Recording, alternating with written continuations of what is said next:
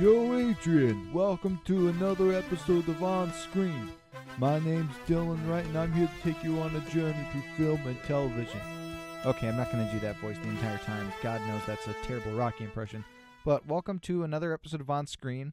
You're probably wondering why I'm doing a terrible Sylvester Stallone impression. Well, I decided that this week I'm going to talk about one of my favorite franchises to just sit back and enjoy, to unwind, the Rocky movie franchise. I recently re-explored the series with my girlfriend Christine, and it was her first time watching it, so I kind of got to watch the movies again through someone else's eyes and see some new things that I didn't see before, and I kind of wanted to make an episode about it. I wanted to talk about a franchise that's been around for a long time and is still kind of going to this day with movies like Creed.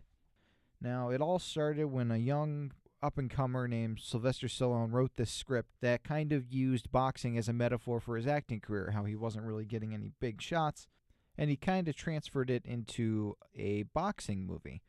And it was picked up by United Artists, and they thought it was a great script. And they're like, oh, you know what, this would be a really awesome script for like Robert Redford or James Caan to do. We should definitely pitch it to them. And Sylvester Stallone's like, no, I think I want to star in it myself. And he actually took a cut on budget if they allowed him to star in it. They said, we'll let you star in it, but your budget's going to be like cut down to ribbons. And that's eventually what happened. Stallone really wanted this to be kind of a vehicle for himself. And they brought in John G. Avildsen to direct, and he actually just recently passed away, so rest in peace, Mr. Avildsen. Yeah, the directing on the first Rocky is amazing, but it's a really interesting film to watch, especially nowadays, because you kind of know the hype of Rocky.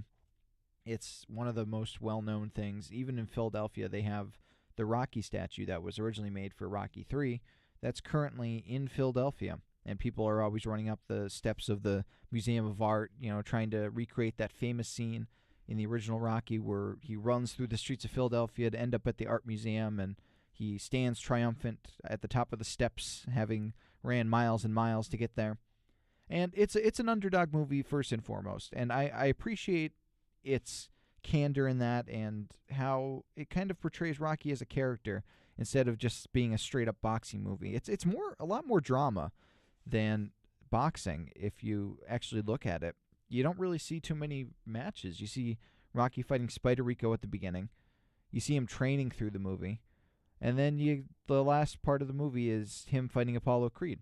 So you don't really see too many boxing matches in this boxing movie. And I think that's a really interesting choice on the part of both Stallone and, the movie itself.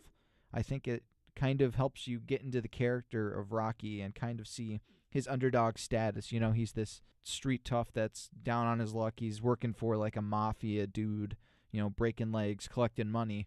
I guess he's not mafia. I guess he's loan shark, like a loan shark, but still pretty shady stuff. But like he wants to fight and nobody wants to give him a chance. Like Mickey's like, you don't got it in your kid. And, he's always kind of putting him down. And then, Apollo Creed comes in and is like, you know what? I want this ragtag man, the Italian stallion, to come in and fight me on the centennial of our country's birth, and, stuff like that. And he kind of wants to give him an underdog shot since all of his contenders are like, we can't fight you because you're too good. So Rocky, kind of comes through and does it. But in addition to trying to go the distance against the heavyweight champion Apollo Creed, he also kind of has this story of love with Adrian. And Talia Shire, I'm not really a big fan of her in these movies. She does well in the first one, portraying like a shy, introvert kind of character working at the pet shop, not really knowing what to make of this big brute that keeps coming in the pet shop and tells corny jokes and stuff like that. And she plays that well, but when she starts to kind of stick up for herself against her horrible brother Paulie, who's one of my least favorite characters of all time, she kind of overplays it, I think. She goes a little over the top with her her emotions, and it kind of loses the power of the moment, because it's a really powerful moment seeing this kind of wallflower stand on her own and stand up to her brother who's been so abusive and horrible to her. It could have been played a little better, I think. But I do really see the chemistry between Rocky and Adrian, like the ice skating scene especially, when Adrian's kind of skating around after Rocky paid off this dude to go ice skating for 10 minutes. and he's just talking and talking and talking and going on about how, oh, lefties, southpaw. So naturally they call him Southpaw. You see? Southpaw, South Jersey, South Camden, Southpaw. You know what I mean? I don't know. Things probably worked out for the best, don't you think? And Adrian is just listening to him and occasionally chiming in, and there's just this cute rapport that they have where Rocky just talks her ear off and she just listens. So they're perfectly suited for each other, and that's really cute. But the first Rocky movie, I think, is a really solid one.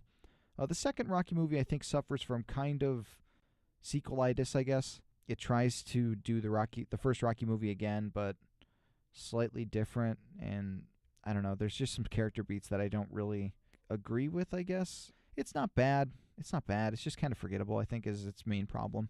That's kind of the biggest flaw with Rocky 2. And, it's a returning villain of Apollo Creed, and I think his character is probably one of my favorites in the series because he kind of has this really nice arc he goes from this cocky kind of Muhammad Ali type figure that talks the talk and can kind of walk the walk with his boxing, but then when he's taken down a peg in the first movie, with Rocky having gone the distance with him, and nobody has ever done that, he kind of loses all of his theatricality that he had in the first movie and just like goes for a straight up entrance into the boxing match and isn't kind of as verbal in his attacks on Rocky. He's really more determined after people are like, oh, it was a fix, this, you don't have it in you. And he kind of gets his pride hurt a little, and you could see him kind of change and come back with a vengeance. And then in Rocky 3, he kind of makes this kind of a full turnaround where he becomes Rocky's mentor and becomes this, figure that allows Rocky to kind of confront his demons and take on Clubber Lang, even after the death of a beloved member of his team. And I do like Apollo Creed and Rocky's friendship in Rocky 3. I think it's a really strong bond. It's rivals that become friends, and there's no, machismo, oh, I used to hate you, and oh, I can't stand you. It's just they realize that there's a common threat that they need to come together against, and that they can help each other out with it. And they just come together and they become brothers, and their relationship is probably my favorite in the Rocky movies. I don't care about Adrian and Rocky. It's Apollo and Rocky all the way.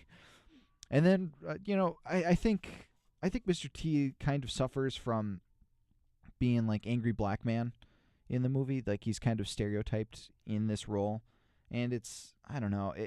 He could have been a little better suited if we had more time with this character, because the movie starts off, and this is a problem with a lot of the Rocky movies. Rocky 3 starts off with a montage. We don't even get into like any kind of character moments or anything. We start off with a montage of Eye of the Tiger, which was made for the movie, and we see Clubber Lang, who's Mr. T's character, rise through the ranks with just him just knocking out people. We don't get his character. We don't understand who he is yet, and I don't know. The movie, I think, suffers from having to condense a lot of information into a very short amount of time. There's so many montages, and there's sequences that shouldn't be in the movie. Like, for instance, Rocky fighting Hulk Hogan in like a wrestling boxing match, and Hulk Hogan's name is Thunder Lips, and that's like a good 10-20 minutes of the movie that's just wasted on this plot that goes nowhere. It doesn't add to the story. It's just like a fun little aside, like, oh, remember when I fought the wrestler? Like, it's stupid. It's not needed. And I think Rocky 3 would be a much better movie if it focused on Clubber Lang as a character, and it really went hard on the Rocky and Apollo relationship, because that was the most compelling thing for me, seeing Apollo try and get Rocky past his mental block after getting the crap kicked out of him by Clubber Lang. And it's a really awesome just turn of their friendship. And then Rocky 4 is, of course, one of the greatest cinematic masterpieces of all time, in that it is so propagandic for the United States, and it is such a movie of its time during the Cold War in the 80s that it's so good. There's so much over the top. Like the beginning sequence for the title sequence is literally a glove of the Soviet Union and a glove of the United States of America coming together and exploding. Like, it's such an over the top, and Rocky single-handedly ends the Cold War and unites the Soviet Union and the United States with this really cheesy speech at the end of his fight with Ivan Drago, played, of course, by the great Dolph Lundgren. That if I can change, and you can change, everybody can change. Каждый может измениться. It's such a good movie because it's so bad at times. There's so many montages. There's so much just posturing, and it hits you over the head with its metaphors, and I love it. I love it for that. And Apollo Creed, again, coming out strong with coming up against Ivan Drago and, fighting him and then dying. And, oh, God, it's so good. It is so good. Oh, I love that movie so much. And then Rocky V sucks. I'm skipping that. Rocky Balboa, the sixth movie, is a pretty good movie. It kind of tries to bring back to its roots of the first Rocky movie being more of about the character and about his hometown of Philadelphia and how he's changed over the years and how he's getting older. And it's a really good character movie. I think Rocky's really well served in it. I really wish Paulie was the one that didn't come back instead of Adrian, because I hate the character of Paulie. He's such a curmudgeon, and I know that's the point of his character, but I just can't stand him. But it's a good movie. I originally liked it a lot more the first time I watched it than the second time I watched it. It kind of dragged when I watched it this last time.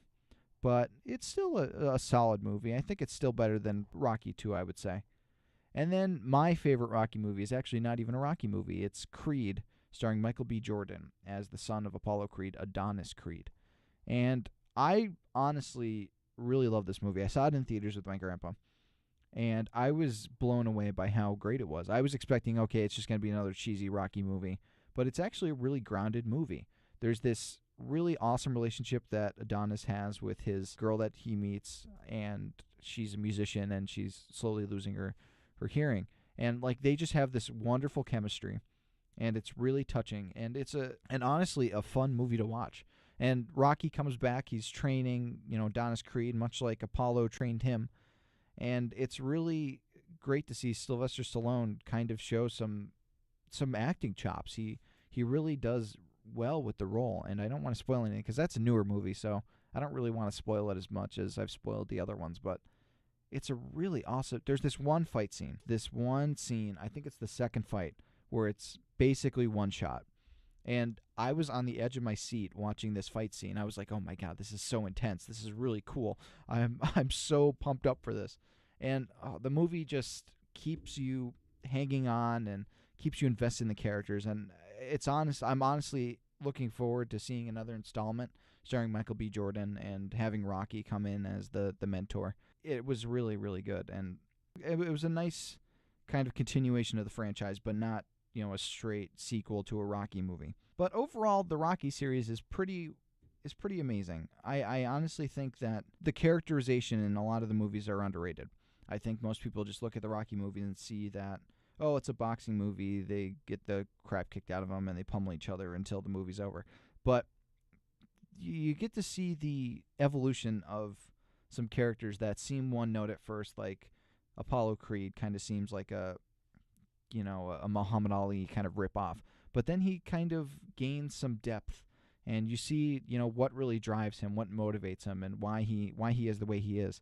And seeing his relationship evolve with Rocky is really entertaining to watch. They start off being people fighting each other, then they become rivals, then they become friends, and they have, I think there's 3 matches that they basically have throughout the series. The first match, they're kind of, rivals. They don't really know each other. The second match, they're impassioned fighters going up against each other, trying to prove their worth. And then the third match, they're complete friends. And they're doing it to cement their relationship, I guess. And honestly, I think that it's a really healthy case of a male friendship. Because there's no homophobia in it. I mean, they're literally in Rocky 3 jumping and cheering in the water in the ocean with each other, and they're hugging each other, and it's they're secure in their friendship, and they respect each other, and I think that's something that is really admirable. And I know that it's a relationship that I honestly think that is one of the best relationships in kind of these types of movies. It really shows an evolution of both the character of Rocky and the character of Apollo Creed. I highly recommend the Rocky series. It's a fun watch. It's a good time. Okay, so that's going to be it for me for this week's episode of On Screen. If you have any suggestions for future topics, please let me know. I would love to cover anything that you'd like me to cover. What's your favorite Rocky movie? Do you hate Rocky? Do you like Rocky? Let me know. I'd love to hear what you'd have to say about that, because I think that it's a series that a lot of people love and a lot of people hate. And I like to know why you love or why you hate something. It really fascinates me. And as always, until next time, take care.